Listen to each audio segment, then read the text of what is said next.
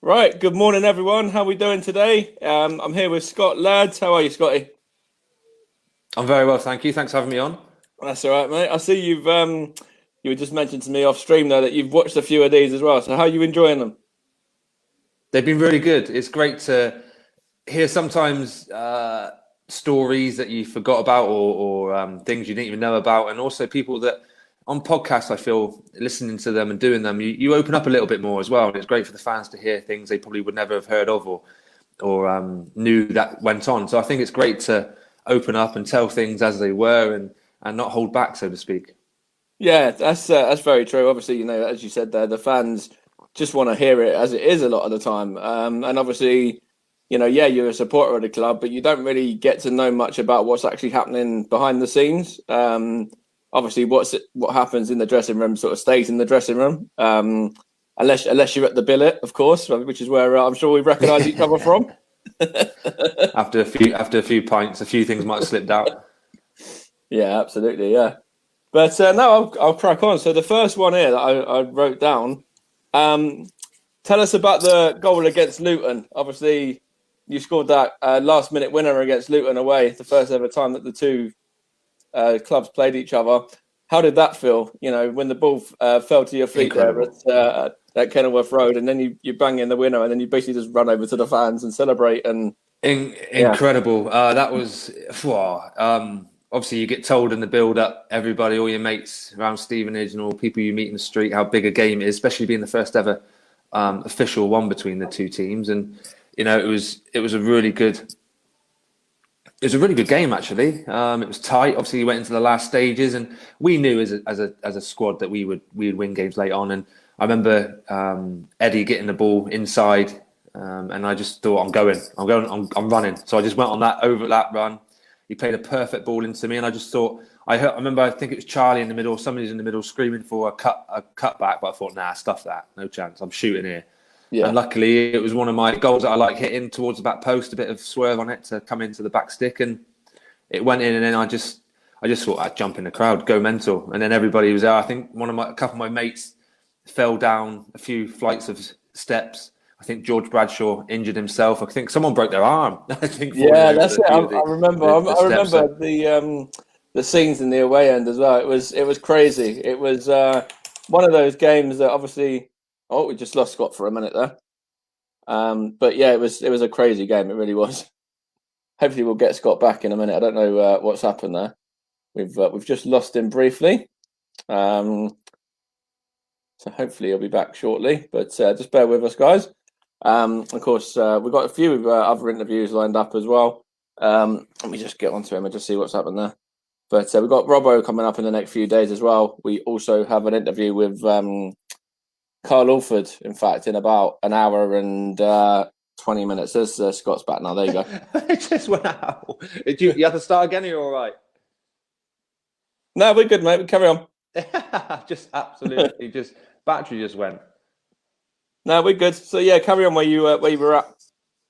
Yeah, so as I say, it was an incredible feeling, and then obviously I love watching that goal back. Obviously everyone still talks about it today, so it's great to go down in the history books of scoring the winner in the first ever meeting between Stevenage and Luton, and obviously being on the winning side. But we had some team back then, and we just knew we were going to win that game. I think every game that we went into those 3 or 4 years we were together, we knew we were going to win. Yeah, 100%, and that even goes to the FA Cup run and stuff as well. And the fact that we played Premier League Newcastle, and we were like, yeah, we'll roll these over. So Yeah, exactly. We that was a magic thing about that squad and about Graham Wesley. Really, he made us believe on any day against any team. Newcastle in the FA Cup, Reading in the FA Cup. We went on that run as well. yeah, We were better than them on that day. Obviously we weren't. They had Premier League stars. Players that are playing at the top of the game, earning thousands of pounds a week. But on that day, he made us believe that we could beat anybody, and we were better than them. And we went onto that pitch thinking, yeah, Joey Barton, who I'm doing him, I'm better than him. And it was just an incredible feeling. And I think that's one of the big things Graham Wesley was good at was making us believe we were better than everybody. yeah, absolutely. And then obviously, even Spurs as well. Spurs Yeah, come to the Lamex, and that was 0-0. And then obviously the replay, going 1-0 up in the replay with obviously Jos's penalty in the first couple of minutes. It's just I what think dreams are made of, really. Yeah, definitely. I think if Graham Wesley was still there with us, I know by that time it was Mark Smith. You know, he was a good guy. He was a good manager, and he was okay. You know, but I feel that if we still had Graham with us at that time, I think we would have won the home leg. You know, we drew, didn't we? We took it to a replay. I think we would have won that first leg. It was 0-0. I think we had a few good chances, and even the second leg, really. I think I remember the stats. Looking back at the stats, and we dominated the game. We had more shots than them. I think we were kind of level on possession, and we had obviously 1-0 up. It was just we were very good, and I think Graham instilled that in us, and also us as individuals. You know, we were all headstrong, we were all mentally strong, and we all stuck together. We were all mates. We were all really, really good friends on and off the pitch, and we all worked hard for each other. That's right, and it was Gary Smith, not Mark Smith. Mark Smith was Gary Smith. yeah, that's it. I was thinking about the legend. That's it, yeah. But no, so obviously, yeah, Gary Smith come in. What was the big differences between Gary and Graham, for example? I think it's hard to do that, really, because obviously what we achieved under Graham was incredible, and the success we had. So you can't really compare. I think it's a wrong thing to do, because you don't want to. You know, Gary Smith was good. You know, he's in the MLS now. He's got Nashville to the MLS, so he's doing a good job. But I just feel that we just didn't have that same belief within ourselves to go up. I think we would have gone up. I really truly believe if Graham stayed with us, we would have gone up to the championship. Mm-hmm. We'd have gone up via the playoffs. We lost obviously to Sheffield United, and that kind of, I don't know. I just think that we went in there just thinking. Then at that point we were lucky to be there, and we weren't. We truly were probably one of the better sides, if not the best side in that playoffs, and we really should have won them. Really, I think if Graham did stay, we would have won those playoffs, and I think everybody would have stayed, and I think we would have done okay in the championship as well. I think we would have been the first ever team to go Conference League 2, League 1, the Championship straight away, I think. Yeah, I think so, yeah, to go for that many successive promotions, yeah. It was an incredible time, you know. I just feel that hindsight's a wonderful thing, ifs are a wonderful thing, but I really truly believe if Graham stayed, we would have gone up, and we would have beat Tottenham in the FA Cup. We'd have been in the FA Cup quarterfinals, and who knows what happened with that team we had. Yeah, exactly. Incredible. Hi, Jordan. How you doing, mate? So, you're still with Western, are you? You're still the assistant manager at Western-super-Mare at the moment? That's correct, yeah. So it's given me a chance this season to go and do that. I had an opportunity to stay in the Football League last summer. Yeah. Be a League 2 player, but it was something that I had an opportunity to go and do the next chapter of my life, which was I wanted to become a coach, manager, start learning that with Western, and the manager who's in there I know really well and really respect. And also I've got a really good coaching job at a local school as well. So I thought it was a great opportunity to start my life after football. And I think looking back now, it's probably the perfect decision I made, because I would have been out of contract this summer, and with everything going on with the virus and clubs and players, I think I would have been struggling to. I would be without a club and have no income. So yeah, it was the best decision I made, and I've loved every second of it this last year. That's what I was just saying, because obviously Jordan that's just put in a message there. He's currently the under-18s manager with Chelmsford City. So what would you kind of, offer him, like, if you were going to give him some advice, what sort of stuff would you say to him? One would be enjoy it. Just enjoy every session, because it's great. You get to do something and coach kids, and whether you think it or not, they're hanging off every word. They love every bit of information you can give them.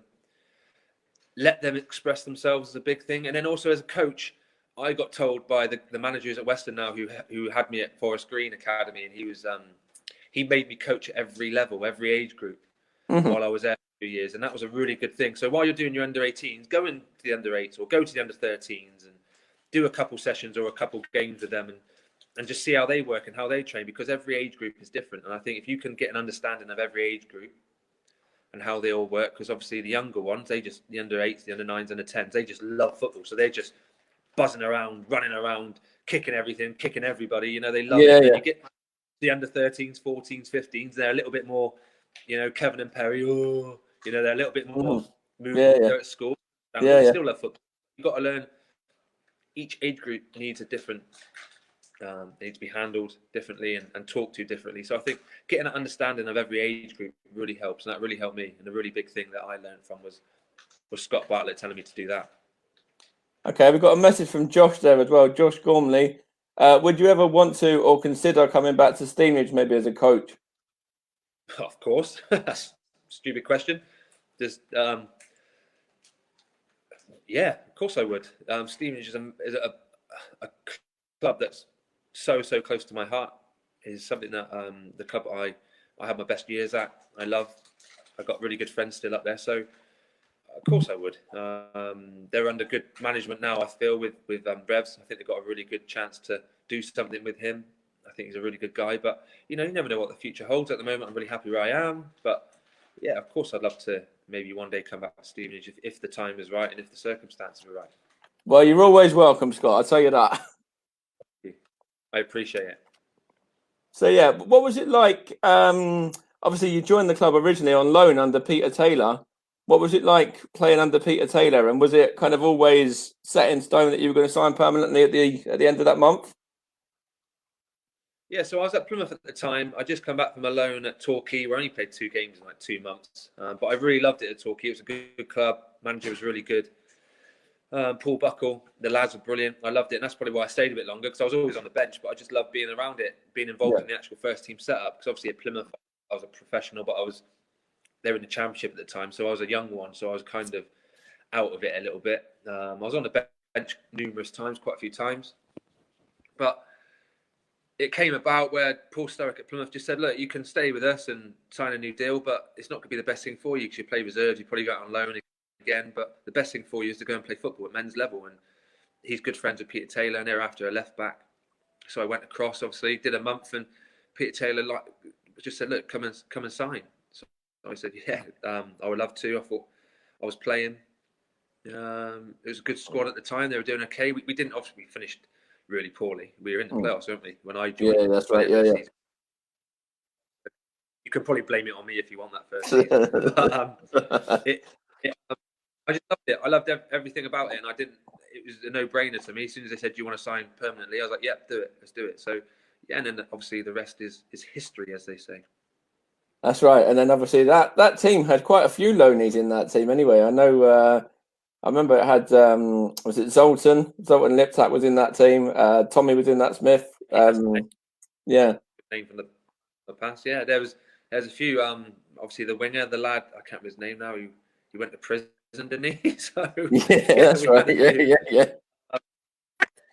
Yeah, obviously PV, Peter Vicente, one of my really close friends who, we still keep in contact to this day. We lived together when we first joined Stevenage. He was a funny guy. What a funny guy. A lovely kid and a good football player. Really good football player. Did really well for Rochdale when he went there and did well for Stevenage. So yeah, it was a good time those first 6 months. Obviously, it didn't really work out. We missed out in the playoffs by 2 points or whatever. But yeah, it was good. It was a good learning curve for me. My first real taste of men's football. In professional. Yeah, level, in the professional game. Yeah. So obviously that you were part of that excellent back 4 or 5. Obviously with Daisy in goal, Ronnie, Robbo, Ash. Yourself as well. Laurie was in and about there. Bozzy, Moose. Obviously, there was a lot of really good players in that team.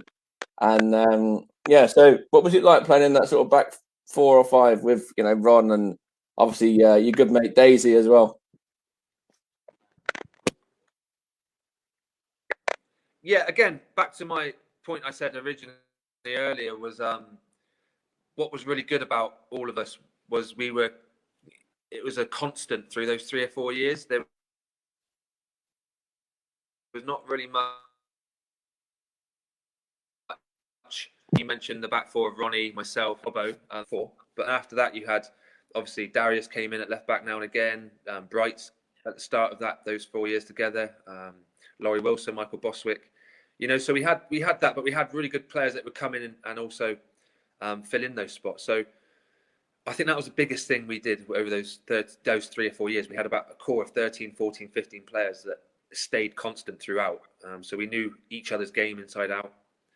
And as a back 4 with Daisy behind us, I think that conference winning year was the big one. You look at the last 15 games, we conceded 2 goals in 15 games. That's ridiculous.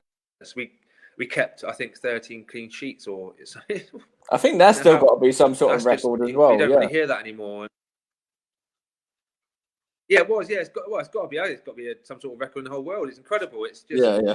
I just remember going. I remember thinking back to those days, and we talk about it when we got our group chat on WhatsApp, and we talk about it and say, we were literally letting teams shoot at the end because teams weren't even having shots at our goal. We felt so sorry for them. We were like, go on and have a shot. Go on, make yourselves feel better. It was just crazy. We've got a message there from Andy Calvert. Andy saying about Peter Vincenti being very underrated. Yeah, he was. And obviously, Big Pete there obviously was the first goal scorer for us in the Football League as well. So.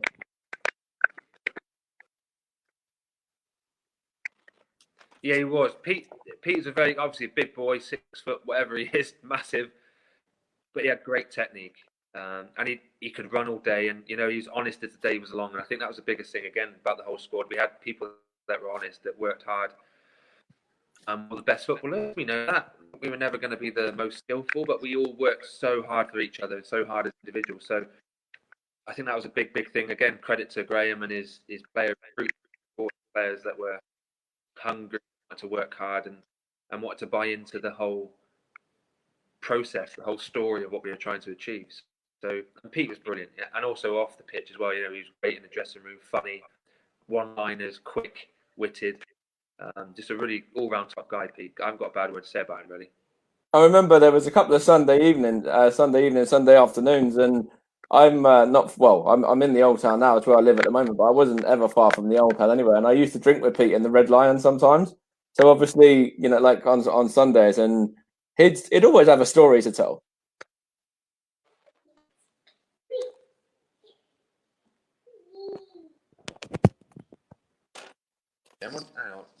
I can't let them pulling my trousers down here. What was that last bit about the Sundays? Repeat.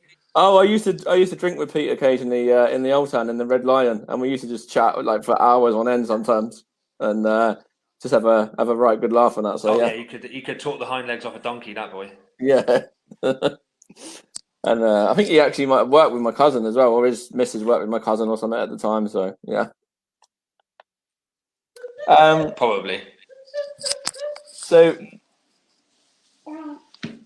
obviously your first goal that you scored for Stevenage was against Histon. What was that like? Obviously scoring your first goal for the club. Yeah, it was. Again, I came on a sub. I remember Peter Taylor just said, "Go and sit in front of the back four, don't move," and just because we were already 3-1 up at the time, and I just remember getting the ball about, and it just flew in. Obviously, my first professional goal. It was a great feeling. And then we've got obviously in the FA Trophy season. Obviously, you played a big part in that, but then you missed out on the final. How gutted were you to miss out on the final after playing such a crucial part in the running? Yeah, that was massive. That was a really low point in my career. Obviously, a high point because what we were achieving as a squad. We got the trophy final. We lost out in the playoff final. So it was obviously devastating that we didn't get to the playoff final, and then obviously the double blow of me getting sent off and missing the trophy final at Wembley. That was being the first ever time that I would have played at Wembley, and sometimes some players don't even get a chance once to play at Wembley. So I thought that was my last chance to never get to play there again. But I used that as a bit of a drive really for the next year's FA Trophy, and to get to the final again so I could play. But it was great the lads won. The lads went and won it, which was good for the club again. But the biggest thing, we lost out on promotion. But obviously the next year it obviously sorted itself out, and we blitzed the league. That's right, because that was the Cambridge semi-final, wasn't it? Yeah, that's right. Yeah. Obviously we the first leg, and then we went to their place, and we just I don't know what happened on the day. We just didn't really turn up. I think we were obviously a new team at that point. It was our first season. We were just evolving. We got on a really good run to get into the playoffs, but we just didn't see the job through. But I think it spurred us on next year. We had a chat after in the dressing room, obviously, and on the bus, and the next few days after that, in the lead up to the trophy final. Use that to spur us on and as fuel for winning the league the next year. That's right, and then obviously, you just mentioned winning the league, winning the conference. So, what was it like? Obviously, the game against Kidderminster and the game against York City, those two games.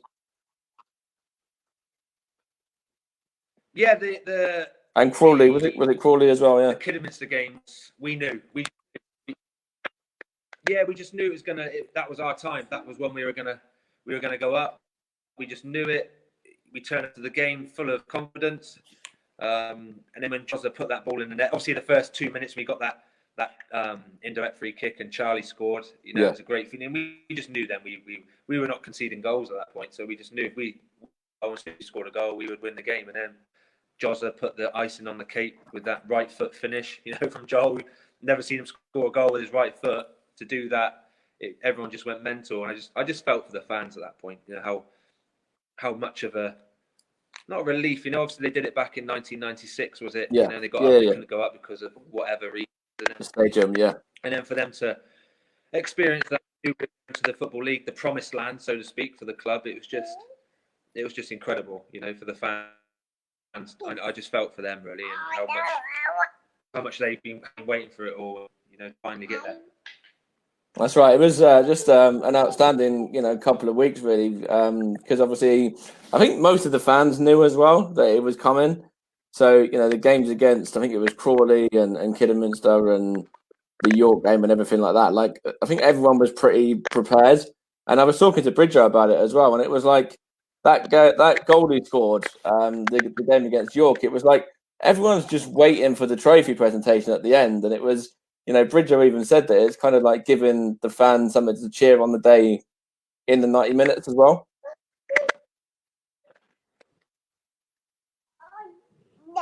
Yeah, Bridger. I've got to cause an absolute havoc here. All right, Bridger, we just, as you say, with the fans, I think everybody knew, and that was the big thing. Everyone was players. Everybody knew as players, as fans, we were all in it together, and we were all friends, weren't we? We used to drink in the cricket billet. We used to see each other because it was a small town. It was a small community.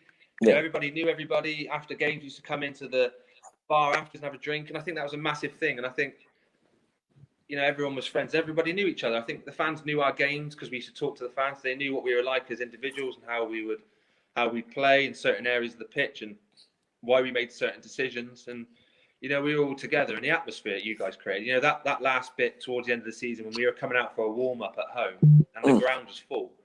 You can't underestimate how much that made us as players feel incredible. It was the best feeling. You're in the dressing room and you're hearing the drum going, and and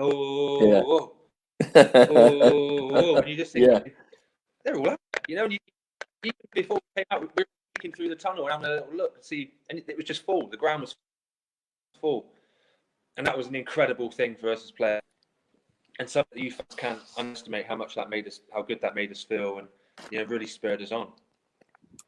Yeah, it was it was great, and obviously as you mentioned about the cricket billet there with Daisy, and that was like at the end of that season, everyone just obviously we had the usual presentation for the player of the season and whatever, but everyone just went to the billet and it was that was it. That was like the whole celebration was virtually there, and the leisure park, and it was crazy.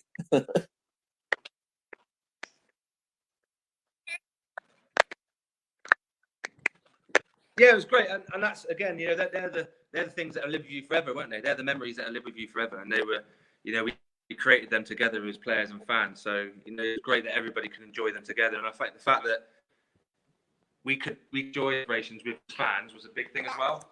Yeah. So on the other thing that I was going to say here now, obviously, okay. What's that, mate? Is the signal all right with you? Can you hear me all right? It is going in and out a bit, yeah. Yeah, it's been a bit funny, isn't it? It's jumping a bit today. In and out, yeah.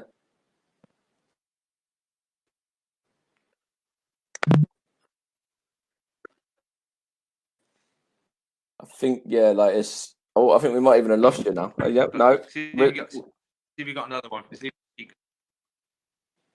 What's up? Yeah, go on. Yeah. I was just saying there, is there anything that you miss about Stevenage as a club or as a town or?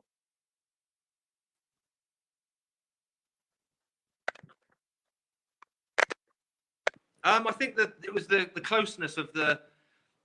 I didn't really experience that again at any of the clubs that I went to. Maybe Warsaw. I got close to that Stevenage. So probably the same as in the connection between the players and fans, the understanding of the players and fans. I think that was a big thing that I really missed from Stevenage. But I think that's one stuff at Stevenage. If we were successful, then it makes everything better, doesn't it? If you're at a club that's not really succeeding, obviously things aren't as good. You're not going to remember them as fondly as you would do when you're winning things. So the fact that we were winning things, that just made everything better. Yeah, massively. Yeah, and it's the fact you touched on it as well about if Wesley and Dino and the rest of the players, including yourself, didn't all go to Preston, then we'd have ended up getting promoted to the Championship, and that says an awful lot about the whole group. Definitely. Like I said to you previously, I truly believe if we all stayed together, we would have gone up. But it just wasn't to be. Things happen for a reason.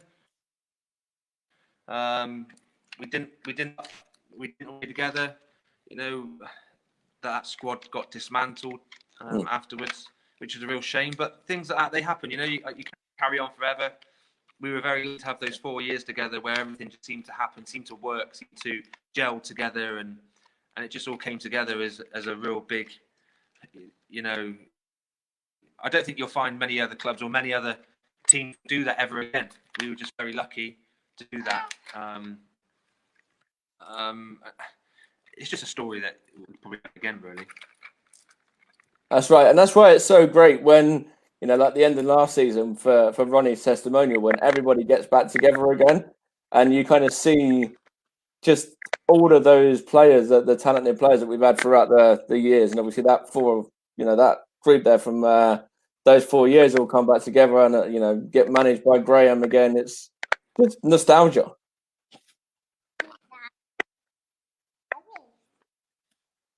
Definitely, that was an incredible day. That was one of the. I didn't want that day to end. I remember writing on my Instagram a little post afterwards, and I just said I didn't want that day to end. I was on the pitch thinking I don't want that whistle to go, because you're on the pitch with not just legends that have done amazing things for Stevenage and in the game, but you're in the pitch with your mates. You're in the dressing room with your mates again. And that getting into the ground, it brought back that old little buzz, brought back that feeling of little tingles, little hairs on the back of your neck stood up. Yeah. To see all the boys again and have the banter, Mickey out of each other again was incredible. And then to play with them was great. And it was a really good day, wasn't it? And for a legend in Ronnie Henry as well. What a human being he is, first and foremost, as well as an unbelievable right back. He's not an English right back. He was too good on the ball to be an English right back. He was a proper foreign right back. He was comfortable. Nothing ever got past him 1v1. And one of the funniest blokes with the funniest laugh I've ever met. It's not bad for somebody that started at centre back and then got brought out to right back, is it?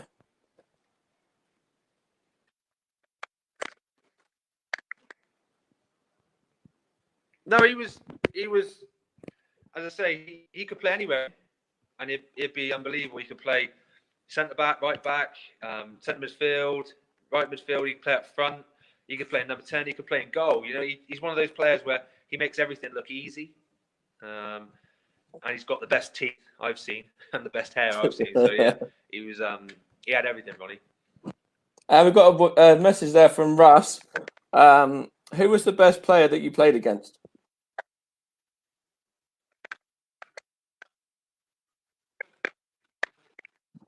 Really, I get asked this question a lot. Really, the best probably that I was in awe of. I was a young professional at the time at Plymouth. We played Real Madrid, and Guti was playing in midfield. Some of you might be a bit too young to remember Guti, but just type him in YouTube. Guti, Guti. Played for Real Madrid. He was incredible. He had not just a good football player. He looked $1 million.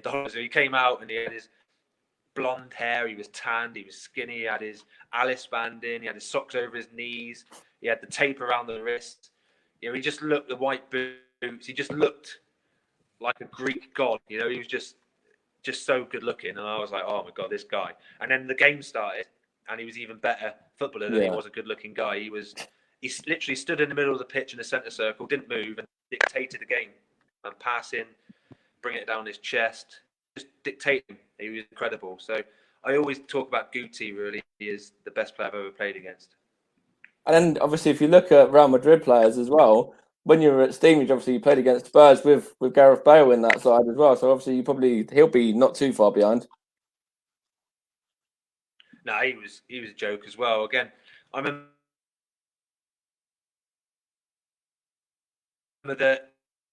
being at, and I scored the second goal, but I just remember Harry Redknapp shouting at him, going, Gareth. And he wasn't looking at him, and then he went, Gareth. So he turned around and he went, just do something.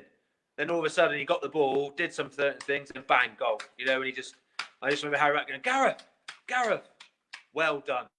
I was just thinking, oh my God, like this guy. And I just remember at home in the first leg as well, running with him. I was tracking him back from a corner, and I was staying with him. Like I was sprinting when I was with him. And I was thinking, now I'm here. And then he must just looked at me and went, see you later, Laird. He just put the next gear and just went zoom, just ran, just left me for dead. You know, he was different level, Gareth Bale, absolutely different level. But yeah, as you said about Guti as well, I remember obviously Guti for Real Madrid. He was a class act, a really good player as well. We've got a message there from Sue. Yeah, he was good. Top man Scott is a message from Sue there. She, you probably recognise her from around the club and obviously the billet days and stuff as well. She was always there. Oh yeah, I remember Sue. I remember everyone obviously says hello and things like that on Twitter and Instagram. So, hi Sue. Hope the kids are all right. You got them holding her in your little picture there, holding both of them up. They look got some strength there. Some bigger. What for? Somebody knocked on the door. I got an Amazon delivery coming. So have you, mate? Sure I wasn't there. Yeah, that's yeah. That's all right, mate. No worries. So obviously you mentioned about the games. You know, with that side, obviously the games against Newcastle, we already said was just unreal. Where obviously it was just kind of guaranteed, like not guaranteed, but everyone kind of was very confident that we'll go in and get the win. And that cup run was just something else, wasn't it? Really, it was just an excellent cup run in general, and that Newcastle game, that, you know, as you say with the conference as well, that kind of righted a wrong. The Newcastle game from back in the day with Mark Smith and Grazioli and Gary Crawshaw and everybody else. Yeah, obviously there was a lot of history, wasn't there, with that game? There was a lot obviously went on in the past, and it was built up to be a big thing, you know, whatever. But we just focused on just playing Newcastle. You know, Graham Westley was getting us organised, and again, he just made us believe that we could go out there and win that game. And on the night, we didn't even contemplate losing, didn't even contemplate drawing. We just knew we were going to win. And I think the biggest thing about that group was we were still in the mix for a promotion spot, you know, in League Two. So we were that good. We were focusing on both aspects. We were focusing on the cup run and also the league. And, you know, the squad we had, we just took each game as it came the next game. That was a big thing, obviously. We always used to say we're just concentrating on the next game, taking one game at a time. And obviously we went and lost to Reading in the next round, you know, which was a bit of a shame, really, because I feel that we just roughed it a little bit that day. I know Darius scored that unbelievable goal, and we were dreaming again. But we just didn't. It was one of those games where not very often it happened with that squad. We just had a bit of an off day, and it was a shame, really, that we couldn't really beat that Reading side, because I think we should have really beaten them. And obviously, you know, you played a number of great grounds, I should say, as well. Old Trafford was another one. The League Two final there, when Mourinho obviously scored that cracker from about 25 yards. What was it like with the feeling of celebrating at Old Trafford?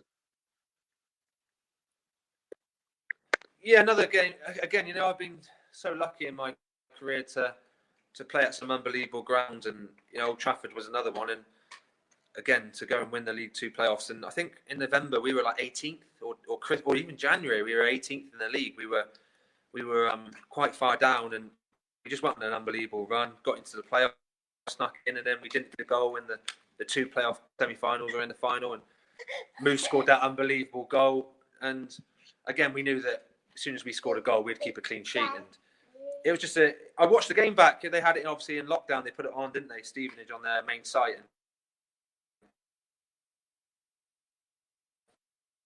yeah, that's right. It was on. Yeah, it was on there again. It was the prettiest of games. It wasn't a game at all, but all that was the.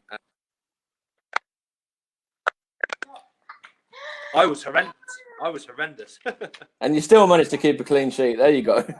But no, obviously, exactly. The next season obviously was the promotion up to League One, where we narrowly missed out on the playoffs. Well, the playoff final again. And obviously that was to Sheffield United, who are now flying high in the Premier League. And obviously, that's another team that you've scored a couple of goals against in your career.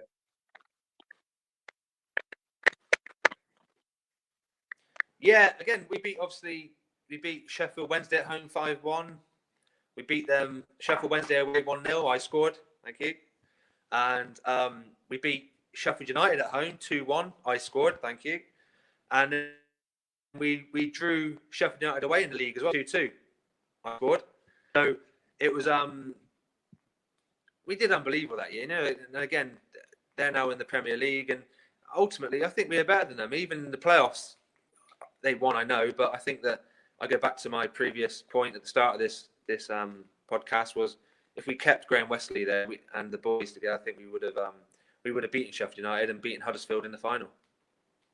See, yeah, that's crazy. No, Huddersfield, another one you scored against as well. So there you go. But obviously, you mentioned you mentioned about Alex as well at the moment. How do you feel about the current situation with the club? Obviously, they've just been relegated to the conference now, and obviously Alex has come in halfway through. Well, was it halfway through last season? Can't work it out. There was so many managers, but anyway, obviously he's got Lenny Lawrence there now with him as well. I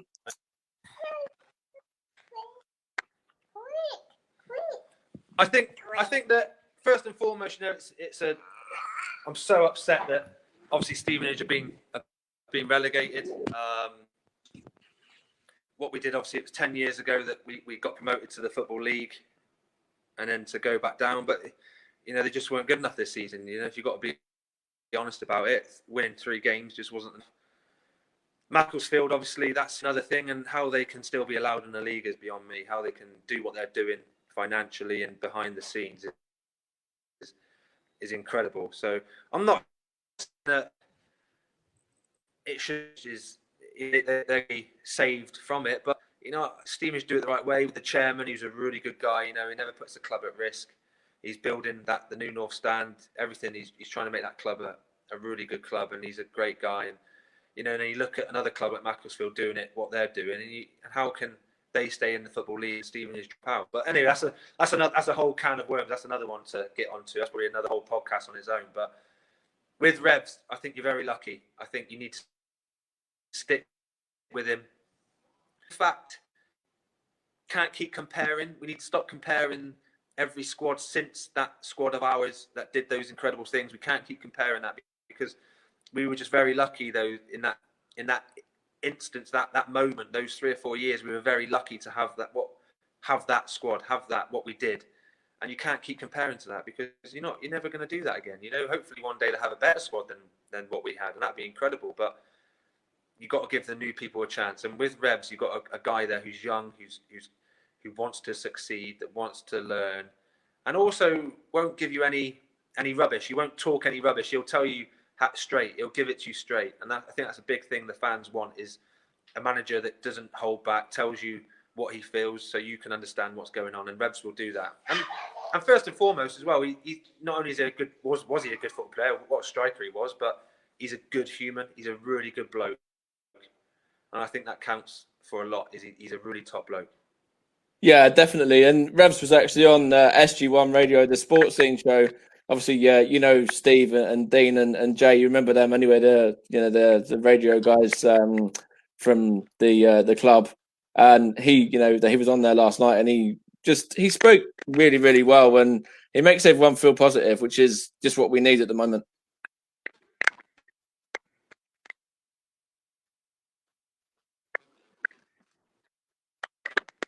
Yeah, definitely. I totally agree with you, and he's a good guy, and he'll be a good manager. I hope so.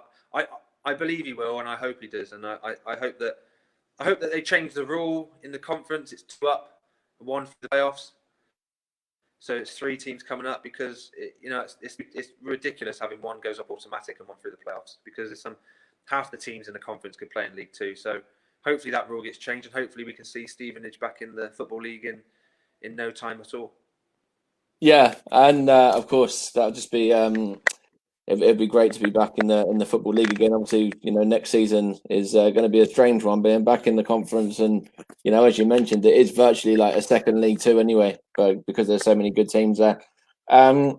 So if you were given an opportunity to do anything differently about your time at Stevenage, would you do anything different? Like, did you have any sort of regrets? It might even have been the way you left, or it could be an individual game or an individual performance or anything really.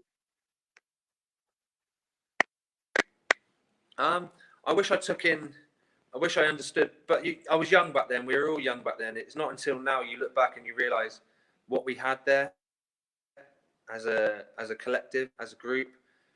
I wish I took in. I appreciate more what we were achieving as a group and as individuals. And obviously, we have all the stories and all the memories of the dressing room banter and training ground banter. And I just wish I enjoyed it a bit more, if you know what I mean. I wish I took it in a lot more. And the games at Wembley, I wish I enjoyed them more, because you're just wrapped up in the final, really. And obviously, the first time I missed it, the second time we lost, and obviously the Old Trafford. But obviously now being older, you realise what we had, and that's probably one of my biggest things. And also the other way I left, I think sometimes you get to the point where it's time to leave, and I think I did my 4.5 years there, and it was probably the right time to leave. I wish it was different. I wish we could have all stayed, but I wanted to follow Graham Wesley, my dad. I wanted to follow him. He was obviously a big person in my life, not just my manager, but he was like a father figure to me. So I wanted to go and be back with him, as soppy as that may sound, but it was the truth. And again, like when I went to Preston, I did 3 years there, and you just knew it was the right time to leave. And it was after 3 years at Preston, it was the right time to leave. So the same as Stevenage.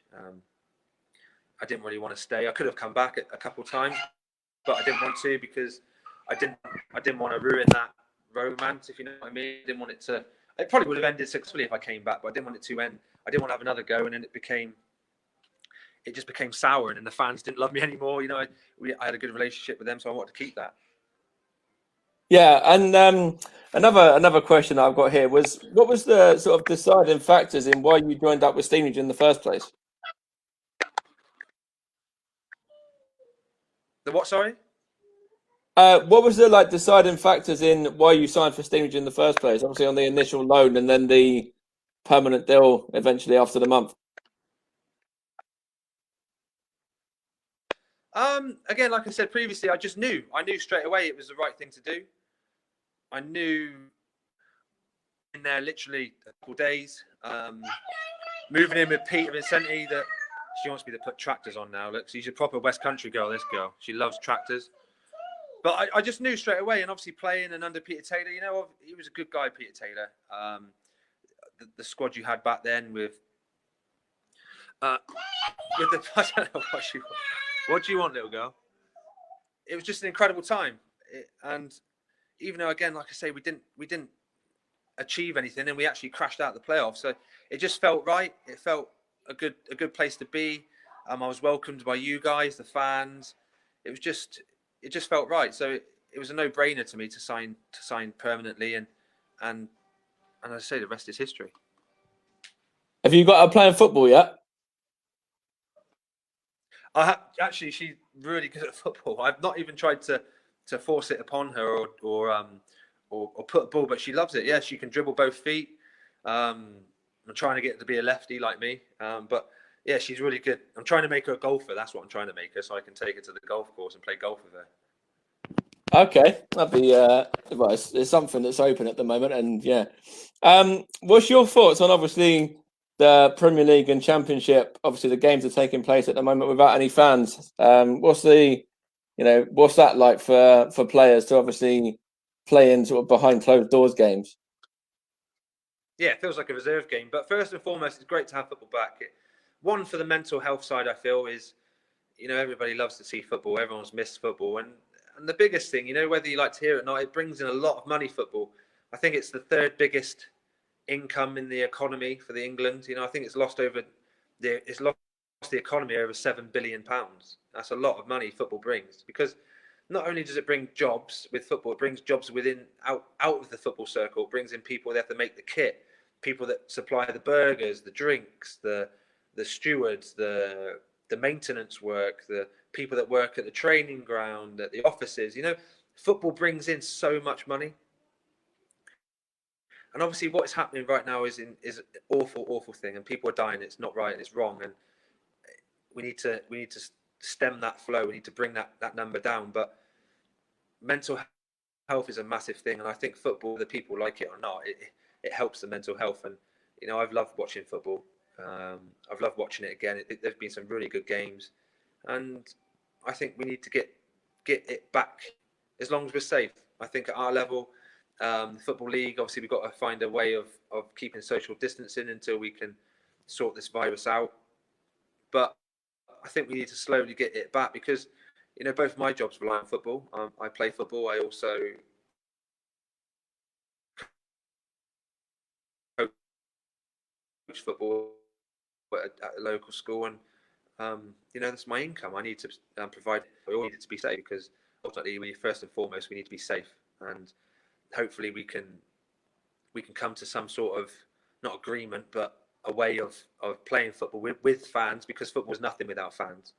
The noise, the atmosphere, and also at lower leagues, where lower league clubs rely on the fans to come in, buy a pint, buy a burger, buy the tickets, buy the programme to keep a club going. And if we're not careful, soon we're going to lose 50-60% of teams in every single league, all the way down to grassroots, because of what is happening. But as I say, first and foremost, we've got to be safe. We've got to do it right, but we've got to get it back somehow. Yeah, 100%. And obviously, you probably saw yesterday with Wigan going into administration as well. And that's, Wigan that were Premier League, under 10 years ago? Yeah, it's a shame, isn't it? I think Salford are cutting their youth system. Other teams are doing it. It's a shame, really. And football's going to be very different when it comes back. I hope it's going to come back soon, but it will be different. Might be different in a good way, as in bringing the money down, because the money has got extortionate. The money has got ridiculous. The money does need to come down, but football's a massive income for the whole country. Whether you like it or not, whether you know it or not, football is a massive thing for this country, and we need it. So we need it to come back. What the Premier League going to do? I don't know how we're going to get 50,000 people again in the stadium. It's going to be tough. Stevenage, I've heard they might do percentages of capacity. So, for instance, Stevenage holds 5,000. You might be able to do like 30-40% to keep social distancing. So, it's going to be, it might just be 1,500. So you can do it then, but we'll have to wait and see. We'll have to see what let the experts try and understand it and give us some guidance, and then we can also give them guidance how we feel, because some of them might not be football people. They might not understand football. They might just be people that just want to make rules, but we need to have some sort of agreement and understanding and more clarity, really, not just football, cricket, everything. You need to be a bit more clarity with everything, but it's a difficult time, of course it is. So I don't think, obviously, we haven't dealt with this before as a country and as a world. So we're all still learning on the job, so to speak, as well as trying to look after everybody. Yeah, that's right. And it's, as you say, it's got to be health and safety coming first, and everyone just being safe first of all, and first and foremost. That's spot on. Yeah. So in regards to, obviously, you Definitely mentioned right, about, and that's what I've been trying to tell people is. Go on. Go on. No, that's it. Really, you just have to make sure that everyone's safe first of all, and that's the number one priority. Yeah.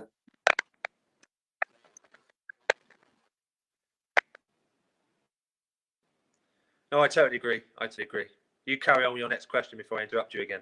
That's all right, mate. So basically, what I was going to say was obviously you've spoken a lot about where the bond with the fans and stuff. Have you got any sort of favourite memories with the fans from the billet, for example, or from after games?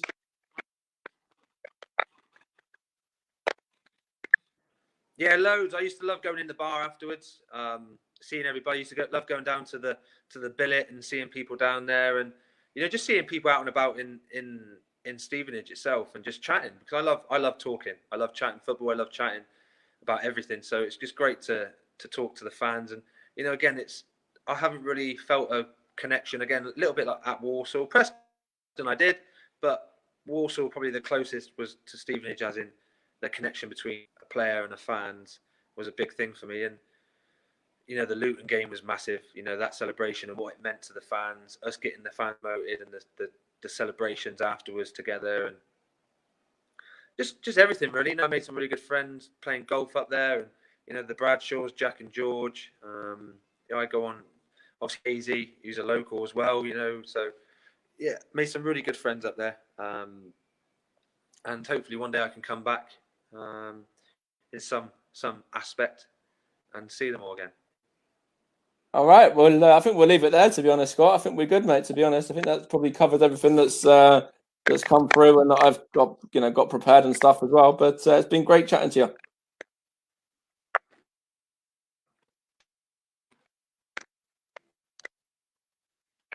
So I want to apologise for I'm so far down in the West Country. There's no signal down here, mate. So if it was a bit crackly, I'm really sorry. That's all right. No, yeah, that's fine, mate. We'll watch tracks because But no, thank you for having me. I really appreciate it, and it's really good, and I'm enjoying watching them. So hopefully, there's many more to come. Yeah, we've got a few more. We've got I'm doing one in about another half an hour. In fact, with Carl Alford, and obviously, as I said to you, we've got Robbo, we've got Chris Oakes coming on tomorrow, who's currently obviously with Forest Green, and many, many more that have all said yes. Peter Wynn was another one as well. So lots more. Love it. Good. Yeah, give Robin my best. Tell him I love him. I'll speak to him soon. But don't tell him what I told you before we came live, because that will make me... That's right. It's all hush, mate. All right. Cheers, Leddy. Cheers, Scott. Me, guys. Love you to speak to you. Everyone stay safe. Cheers, Scott. Bye-bye. Stay safe, mate. Take care.